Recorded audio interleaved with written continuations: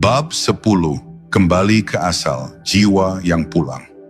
Pada akhirnya, setiap perjalanan spiritual bermuara pada satu arah, pulang. Pulang bukan berarti pergi ke tempat lain, tetapi kembali kepada kesadaran semula, ketika jiwa masih murni, bebas dari kabut dunia, dan mengenal Tuhannya dengan sebenar-benarnya pengenalan. Sejak awal kita bukanlah makhluk asing di alam ini, kita hanyalah penziarah yang singgah sebentar dalam tubuh dan waktu. Kita datang dari Allah dan kepadanya pula kita akan kembali. Segala pencarian, segala perjuangan, segala tangisan dan sujud pada hakikatnya hanyalah panggilan batin untuk pulang ke rumah asal, ke hadiratnya, ke pelukan cahaya yang tiada batas. Maka jangan takut terhadap kematian, karena kematian bukan akhir, melainkan pintu yang terbuka menuju kampung abadi. Hanya ego yang takut berpisah, sedangkan jiwa mengenali arah pulangnya dengan pasti.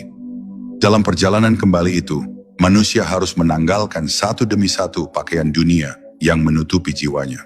Kedudukan, pujian, ambisi, bahkan rasa memiliki terhadap amal kebaikan. Semua itu perlahan harus dilepaskan, karena tidak ada satupun yang dapat dibawa melewati gerbang keabadian selain keikhlasan. Allah tidak memandang banyaknya amal, melainkan kebersihan niat dan ketundukan hati. Jiwa yang bersih adalah jiwa yang ringan.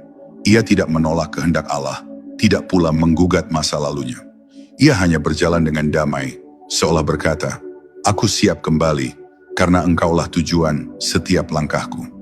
Dan saat kesadaran itu tumbuh, hidup di dunia pun berubah makna. Bukan lagi tempat menimbun, melainkan tempat menanam.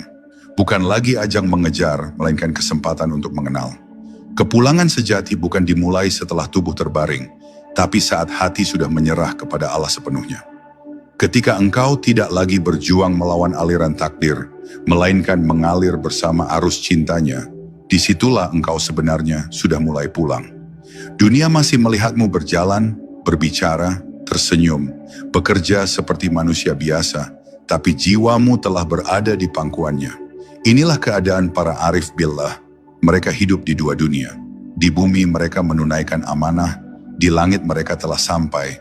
Mereka tidak lagi berjarak dengan Tuhannya, karena dinding keakuan telah runtuh, dan yang tersisa hanyalah kesadaran ilahi yang meliputi segalanya. Ketika jiwa telah pulang, segala hal yang dulu tampak penting menjadi kecil.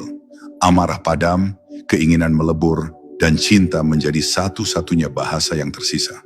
Cinta yang tidak menuntut balasan, tidak mencari pengakuan, karena cinta itu sendiri adalah wajah Allah yang bersemayam di dalam hati. Jiwa yang pulang tidak lagi melihat dunia sebagai tempat penderitaan, melainkan taman pembelajaran tempat setiap peristiwa adalah ayat yang menuntun kembali kepadanya.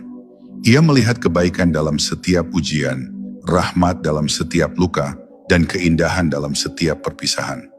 Ia tidak lagi bertanya, "Mengapa aku diuji?" Karena ia telah melihat bahwa seluruh hidupnya adalah bagian dari kasih yang menyelamatkan.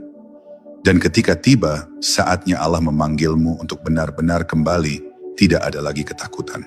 Hati menjadi tenang, wajah menjadi damai, karena engkau tahu, engkau tidak sedang pergi, engkau sedang pulang. Pulang ke cahaya yang dahulu menghembuskan kehidupan ke dalam dirimu. Pulang ke keabadian yang selama ini memanggil lewat desah napas, lewat kesedihan, lewat kerinduan yang tak pernah padam. Dan ketika tirai terakhir terangkat, engkau akan melihat kebenaran yang selama ini engkau cari, bahwa tiada jarak antara engkau dan Dia, karena engkau tidak pernah benar-benar jauh. Engkau hanyalah gelombang yang kembali ke lautan, cahaya yang kembali ke sumbernya, ruh yang kembali kepada sang ruh. Dan disitulah perjalanan berakhir, bukan dengan kehilangan, tapi dengan penyatuan yang sempurna. Ketika engkau mengenal dirimu, engkau mengenal Tuhanmu. Segala pencarian di luar hanya berakhir di satu tempat, di hatimu sendiri.